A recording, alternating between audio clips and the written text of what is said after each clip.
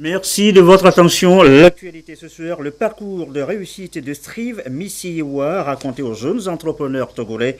Échange hier soir à Lomé avec le milliardaire zimbabwéen parti de pas grand-chose. La réaction à suivre tout à l'heure dans cette édition. AGOA 2017 à Lomé et après, quelle stratégie pour capitaliser les acquis? Acteurs économiques, société civile échangent depuis ce matin dans une rencontre de partage. Enfin, la presse en ligne, comment rendre le secteur plus professionnel. La HAC en a discuté ce matin avec les journalistes concernés. Rencontre à son siège à Lomé ce mardi donc. Voilà, madame, monsieur le sommaire, bienvenue. Bonsoir à tous. Dans l'actualité ce soir, le Conseil des ministres, il s'est réuni ce mardi à la présidence de la République. Voici tout de suite le communiqué ayant sanctionné les travaux. Il est présenté par le ministre en charge de la communication. Des ministres du mardi 5 septembre 2017. Le Conseil des ministres s'est réuni ce mardi 5 septembre 2017 au palais de la présidence de la République sous la présidence du président de la République, son Excellence, M. Faure Essosimna Gnassingbé. Le Conseil a délibéré et adopté 3 avant-projets de loi, un projet de décret suivi de divers et procédé à une nomination. Au titre des avant-projets de loi, le premier avant-projet de loi adopté par le Conseil porte modification des articles 52, 59 et 60 de la Constitution du 14 octobre 1992. En prélude aux discussions sur le projet de révision constitutionnelle, le président de la République a déploré les incidents graves survenus à Sokodé et à Lomé lors des manifestations du 19 août dernier et a appelé la population au calme, à la sérénité et à la modération. À ce propos, le gouvernement exhorte les acteurs politiques à agir dans un esprit de responsabilité et à respecter les dispositions de la loi numéro 2011-010 du 16 mai 2011 définissant les conditions d'exercice de la liberté de réunion et de manifestation pacifique publique. Le chef de l'État a mis l'accent sur la nécessité de préserver le climat de paix et de sécurité dont notre pays jouit et a demandé au gouvernement de redoubler d'engagement et d'efforts pour répondre aux préoccupations socio-économiques de nos concitoyens. Revenant sur les réformes constitutionnelles et institutionnelles, le président de la République a réaffirmé sa volonté d'ouverture et a invité les acteurs politiques au sens du dépassement pour faire aboutir le projet de révision constitutionnelle. Le gouvernement a fortement salué l'initiative prise par le chef de l'État de consolider la dynamique des réformes à travers le projet visant la révision constitutionnelle en ses articles 52, 59 et 60. Ce projet de modification constitutionnelle concerne en particulier la limitation des mandats et le mode de scrutin à 2 tours. Cette initiative est de nature à favoriser la préservation d'un climat de paix et de sérénité indispensable pour permettre à notre pays d'intensifier les efforts visant à répondre aux préoccupations essentielles des populations en matière d'amélioration de leurs conditions de vie. Le second avant-projet de loi autorise l'adhésion du Togo au protocole à la Convention internationale de 1974 pour la sauvegarde de la vie en mer, dite Convention SOLAS. Adoptée le 1er novembre 1974 et entrée en vigueur le 25 mai 1980, la Convention SOLAS a pour principal objectif d'établir les normes de sécurité à bord des navires. Il s'agit précisément de mettre en place un système mondial de détresse et de sécurité en mer et d'introduire un système harmonisé de visite et de délivrance des certificats. L'adhésion à ce protocole permettra au Togo d'harmoniser son dispositif de contrôle des navires par l'État du pavillon et de délivrer des certificats de sécurité reconnus au plan international aux navires battant son pavillon qui accostent dans son port. Le troisième avant-projet de loi autorise la ratification de la Convention sur la coopération transfrontalière adopté à Malabo, en Guinée équatoriale, le 27 juin 2014. Les États africains, dès leur accession à la souveraineté internationale, ont engagé des politiques communes afin de gérer les effets des barrières découlant des frontières tracées pendant l'époque coloniale. Ces États voulaient se doter de cadres de concertation pour la réalisation d'objectifs communs de développement basés sur une solidarité entre les États.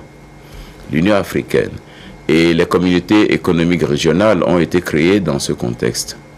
La coopération transfrontalière se révèle dès lors un outil à privilégier, en ce sens qu'elle constitue un vecteur de paix, de stabilisation des zones frontalières, mais aussi de développement économique et social.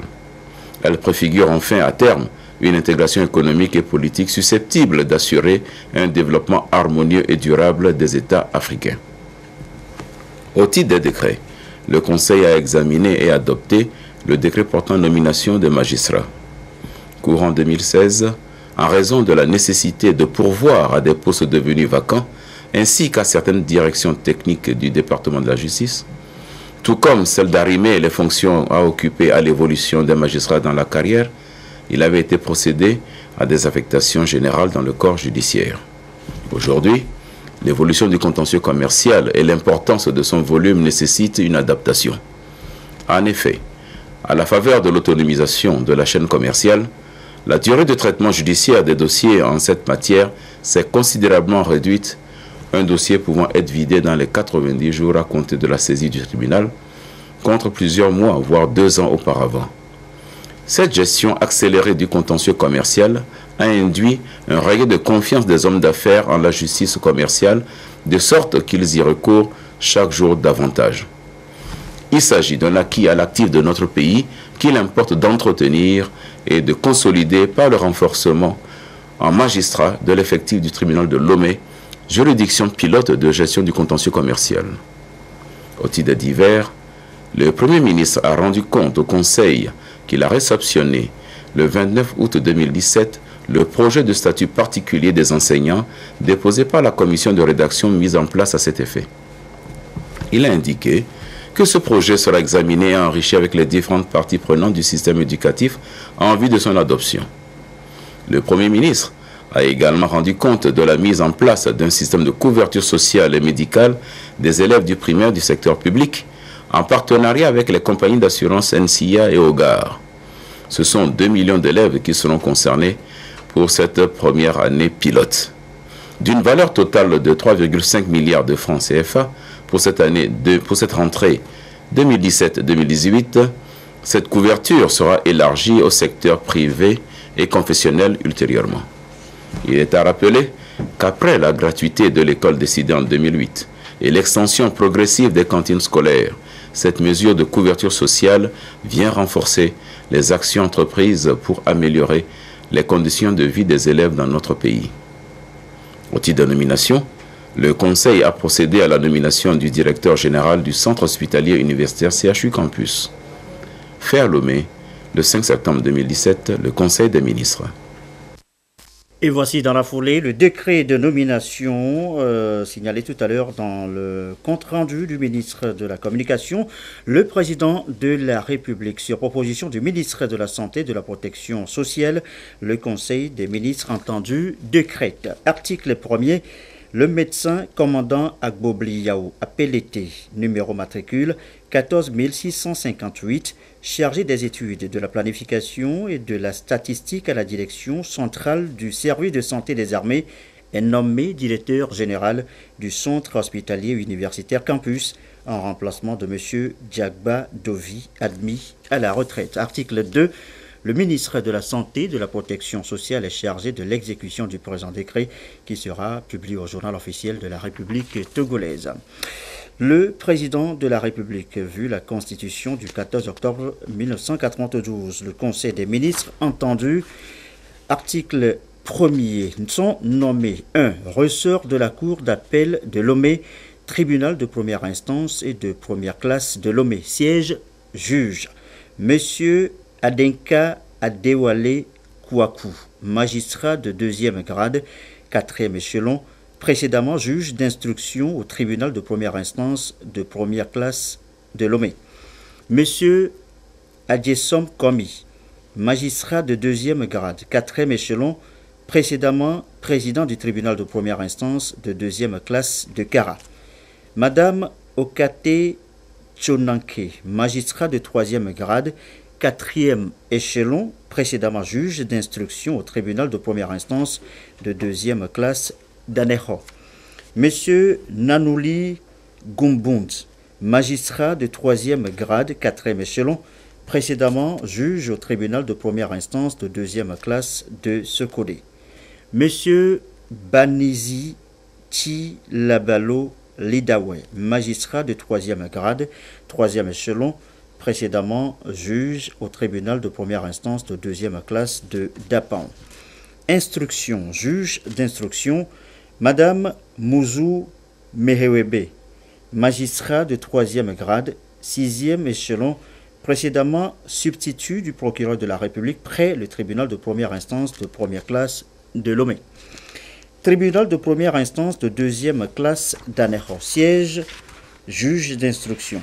Monsieur Akizou Pinamnewe, magistrat de troisième grade, troisième échelon, précédemment juge au tribunal de première instance de deuxième classe de Balimé. Tribunal de première instance de troisième classe de Ngotchin, parquet, substitut du procureur de la République. Monsieur Edo Setou Maouli Klemi, magistrat de troisième grade, deuxième échelon, précédemment en service au ministère de la Justice et des Relations avec les institutions de la République.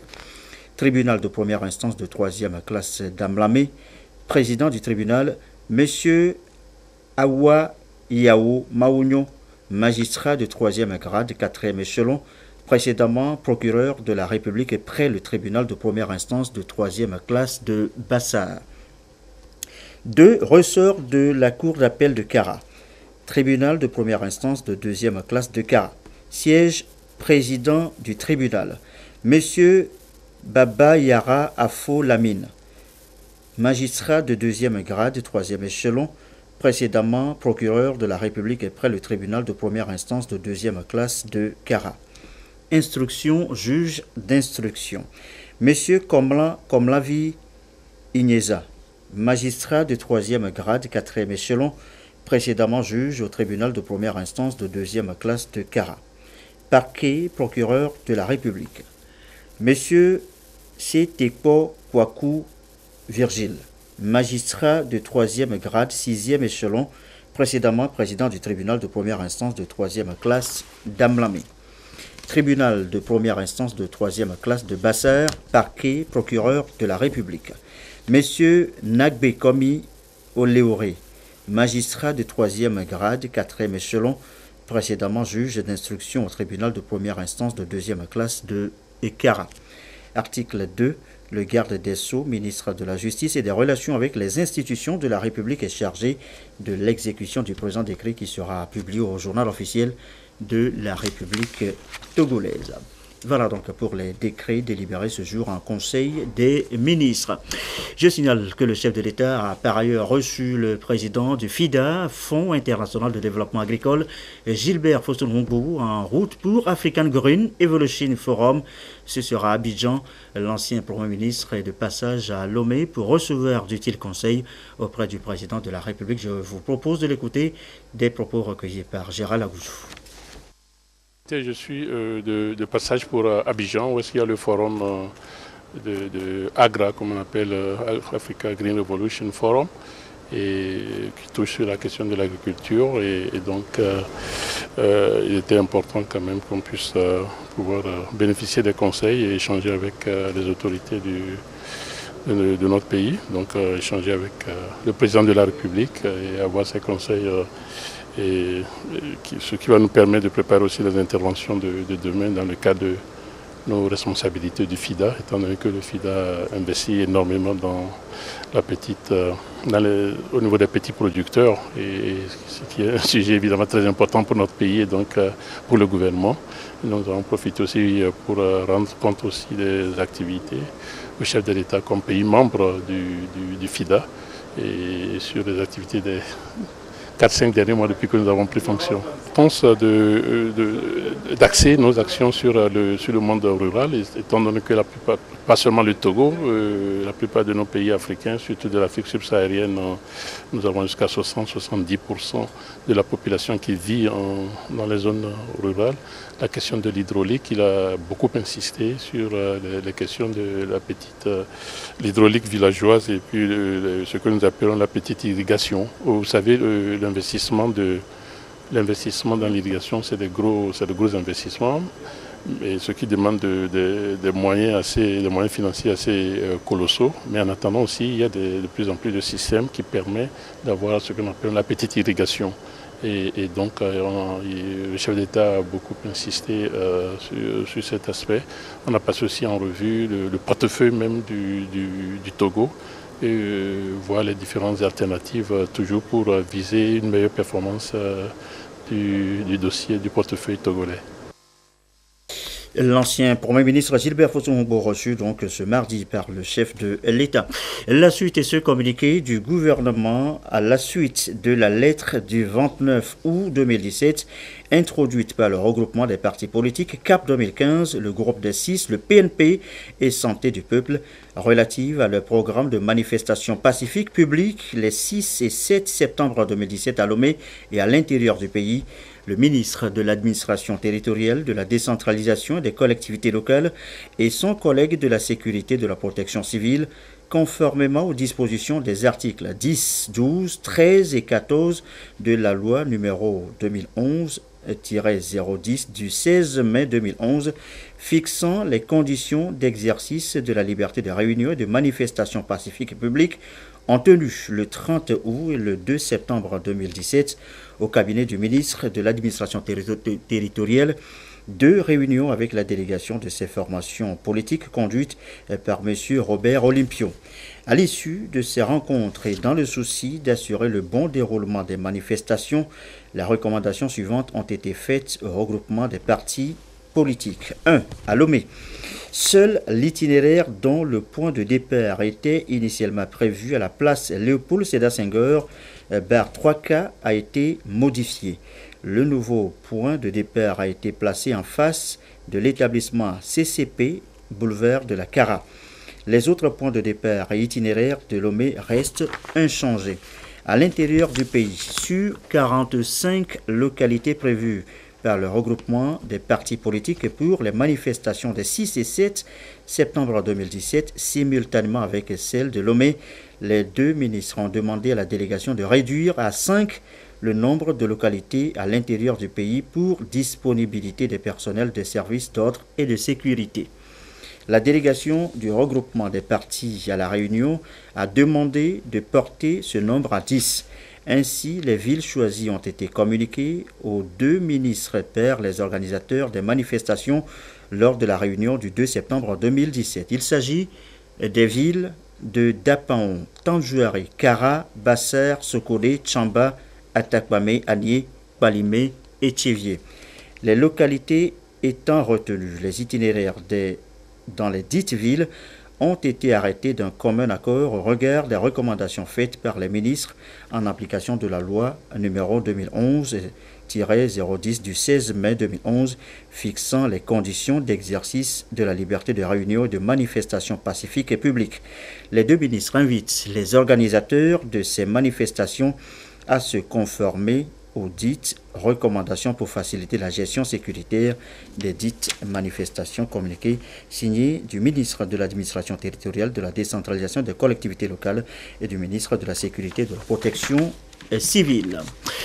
On en vient maintenant à cette histoire captivante, l'histoire de cet homme parti de seulement $75, environ 36-37 000 francs CFA.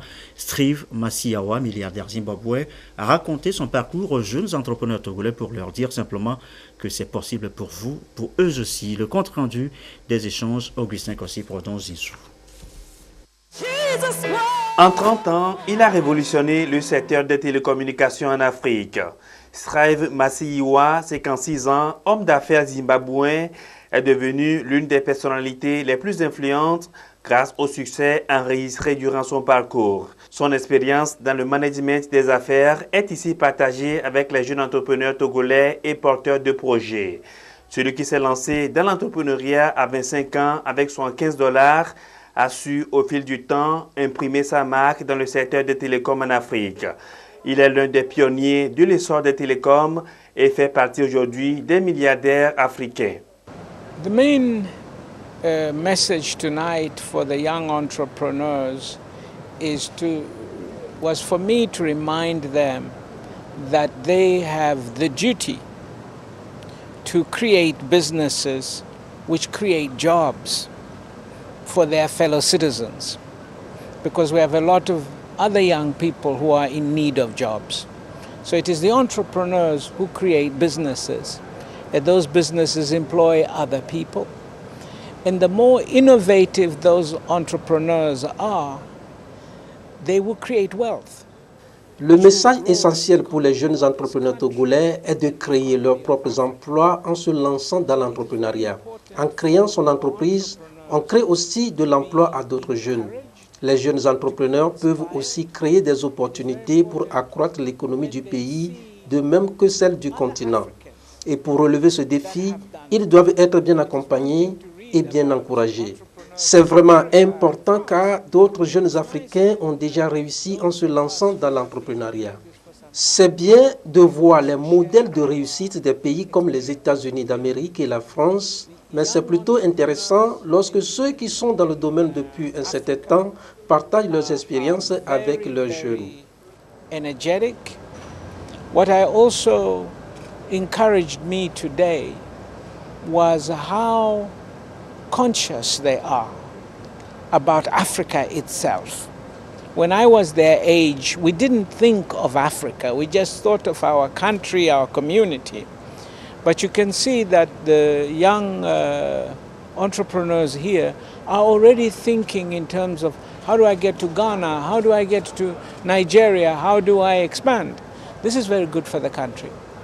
Ingénieur électronique de formation, Strive Massiwa a lancé le service de paiement par mobile EcoCash en août 2011 en offrant diverses solutions d'épargne et de paiement. En 3 ans, il a attiré plus de souscripteurs que le nombre de déposants dans les banques locales. Il a des investissements dans plus de 20 pays à travers le monde et s'intéresse également à d'autres domaines, notamment l'agriculture, la santé, les énergies renouvelables, les finances. Cette conférence est une occasion pour cette nouvelle classe de jeunes entrepreneurs togolais. Pour eux, Strive Massiwa est devenu aujourd'hui un modèle de réussite en matière d'entrepreneuriat. Quand on commence petit, on apprend et après avoir appris maintenant, on peut prendre une taille considérable. Et le deuxième élément qui m'a intéressé dans ce qu'il a dit, c'est la réponse qu'il a donnée à la question que je lui ai posée. Quelle est la stratégie d'internationalisation pour, par exemple, mon produit? Ces 3 choses, le produit, le process et les personnes. Donc, à partir du moment où vous maîtrisez vous avez un produit qui est bon, qui peut être vendu à l'extérieur, vous maîtrisez le process de fabrication et qui peut être dupliqué. Ensuite, vous avez les bonnes personnes, vous avez la clé pour aller vers les autres pays, quoi. Une chose qui m'a le plus inspiré, c'est quand je lui ai posé les questions sur ses échecs dans la vie. Vous savez, tout homme a des échecs dans la vie, mais pas seulement des côtés positifs. Et il a été franc.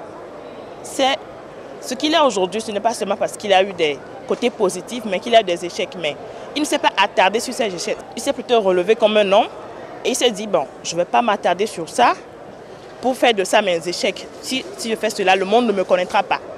Mais il s'est plutôt relevé, il s'est battu, il a eu des moments faibles, mais il s'est battu. Aujourd'hui, il est celui que nous voyons tous. Après l'Afrique australe, Lomé est la première étape de la tournée ouest-africaine du Dr Strive Massiwa.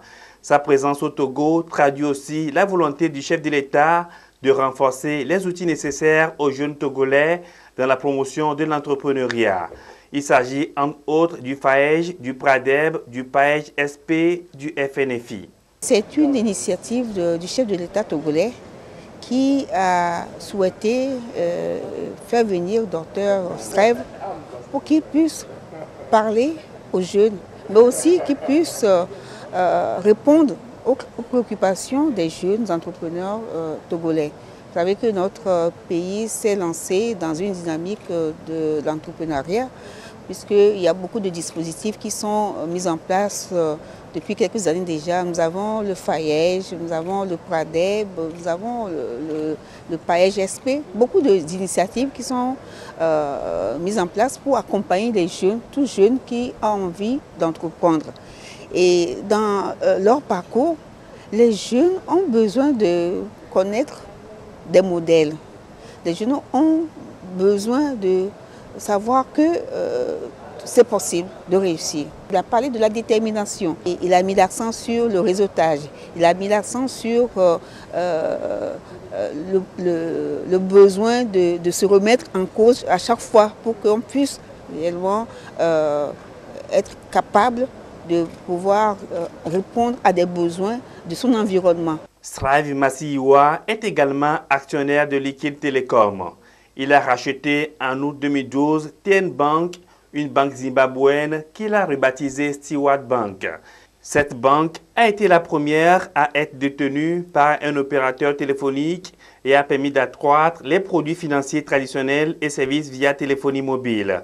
Au début de cette année, le milliardaire entrepreneur a lancé une chaîne de télévision Kwese, qui veut dire partout, est déjà opérationnelle au Rwanda, en Zambie et au Ghana. Il compte l'étendre à d'autres pays africains. Avec cette société, il a créé plus de 10 000 emplois à travers le monde.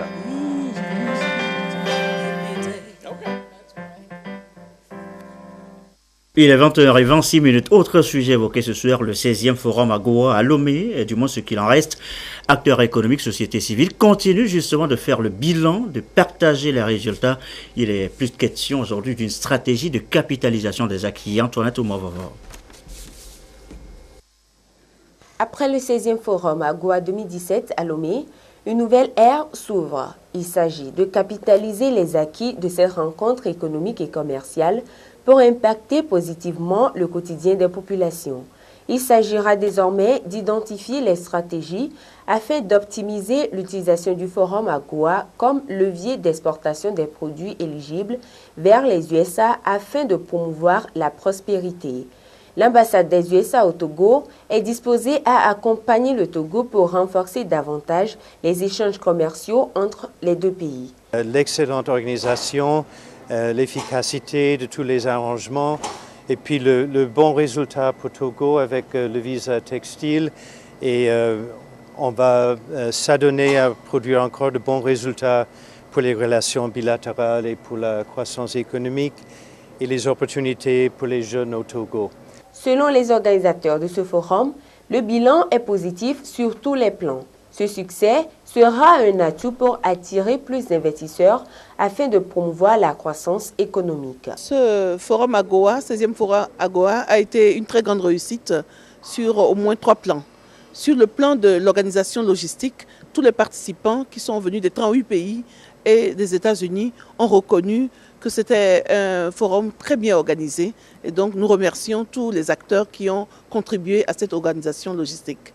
Sur le plan stratégique, le forum nous a permis vraiment d'avoir des recommandations fortes qui nous permettront d'accélérer et d'intensifier l'utilisation de l'AGOA afin de générer des impacts en termes d'exportation, mais aussi en termes de chiffre d'affaires, de création d'emplois et d'amélioration des conditions de vie des pays, des populations des pays africains. Donc ça, c'est quelque chose de très important pour nous. Je dois dire que pour le Togo, le troisième élément, ce forum nous a permis de donner toute la visibilité au Togo comme pays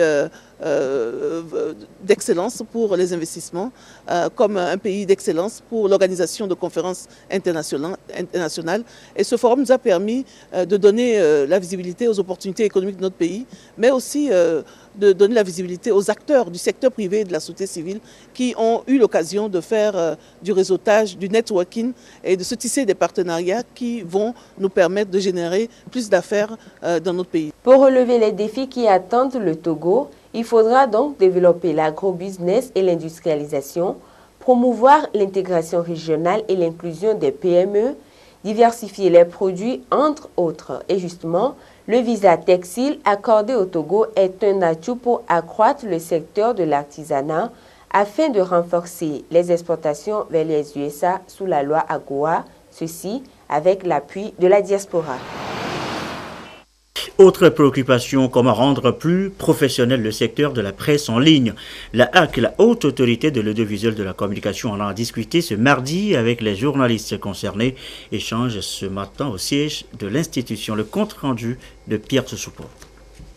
Entre les médias et les organes de presse en ligne, bientôt distincts au Togo, la Haute Autorité de l'Audiovisuel et de la Communication HAC prend l'initiative.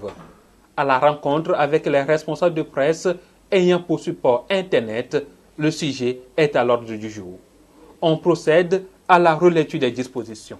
Celles-ci devront être intégrées au Code de la presse pour justement régir le secteur et y apporter beaucoup plus de professionnalisme. À part la production journalistique, il y a une autre masse d'informations qui circule, qui est publiée en ligne, mais qui n'est pas de traitement journalistique. Et ceci nous permettra de nous démarquer de cet état de choses. Et ça nous permettra également d'être reconnus par la HAC, ce qui nous met en position d'accéder à certaines formations auxquelles nous n'avons pas accès, d'avoir accès à la carte de presse. Ici, nous nous sommes affrontés à de nombreuses demandes qui nous arrivent et qui visent à créer des sites d'information, à faire de l'actualité à travers l'Internet.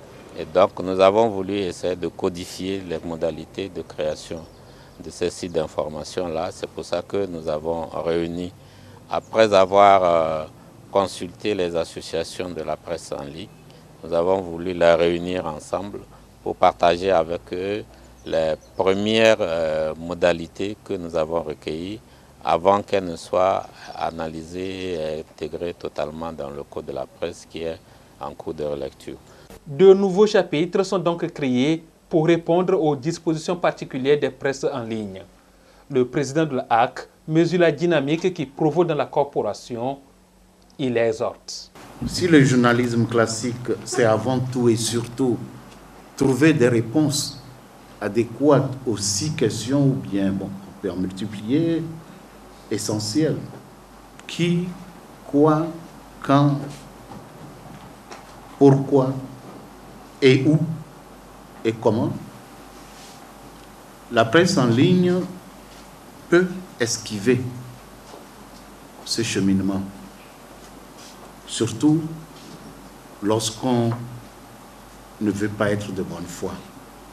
Cependant, et c'est cela la trame de votre rencontre, au risque d'être considéré comme de simples pamphlets, des tracts, il apparaît urgent pour vous, professionnels des médias en ligne, de vous organiser pour gagner des galons de crédibilité après avoir largement remporté le combat du rayonnement. Certes, la relecture des textes, notamment du Code de la presse, vise à combler ces lacunes.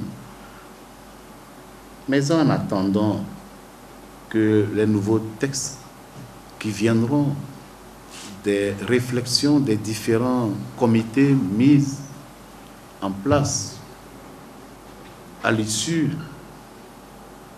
des journées de la presse, des états généraux de la presse, en attendant donc ces résultats, la HAC a voulu étudier avec vous, directement avec vous, les voies et moyens de mettre en place des règles minimales d'organisation.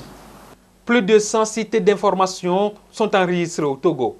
Ils rassemblent environ 400 journalistes qui devront s'approprier à l'avenir les mesures en voie de définition pour un travail empreint de déontologie et d'éthique au service du développement et de la cohésion sociale.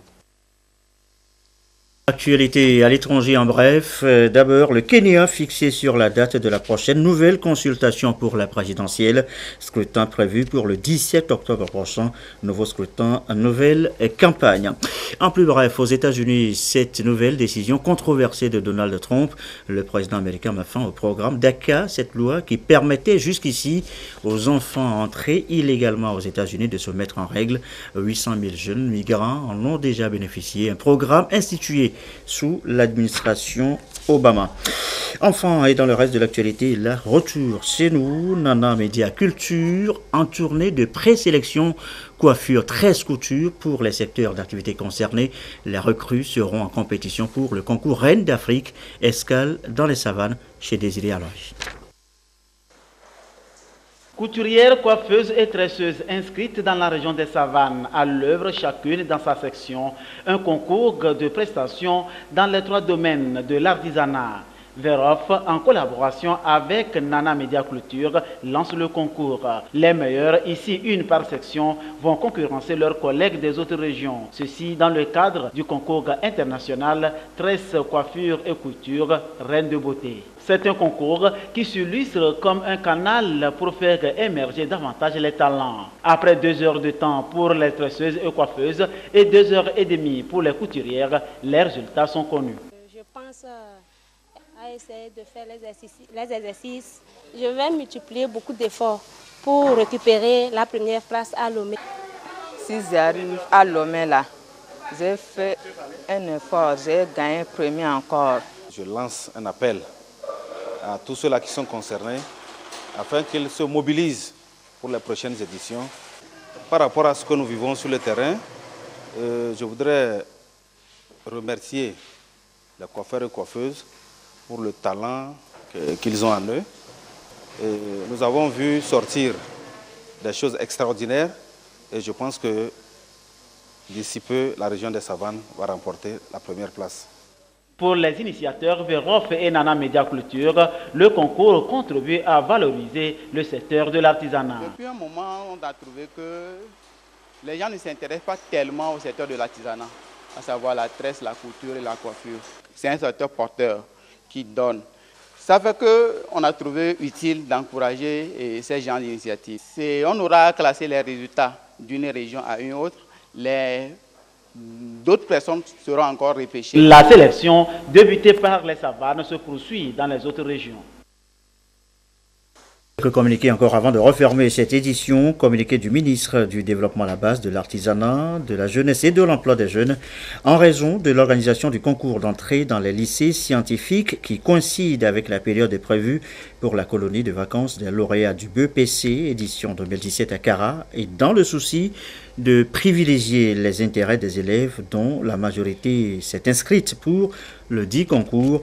Le ministre informe les parents et les lauréats concernés que la 8e édition de la colonie de vacances est annulée. Toutefois, l'organisation du centre aéré à Lomé est maintenue et se déroulera du 4 au 15 septembre 2017 au sein de la Maison des Jeunes à Ahmad Dahomey. Les inscriptions se poursuivent jusqu'au vendredi 8 septembre 2017.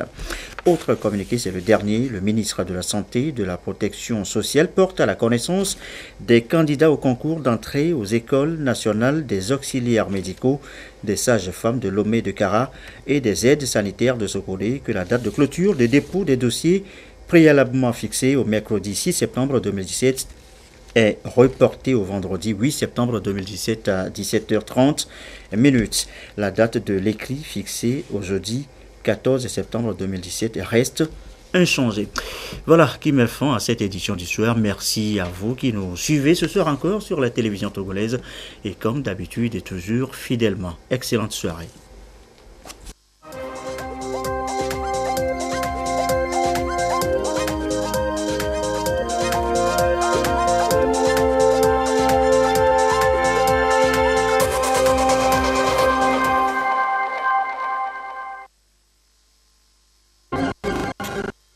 La TVT et le port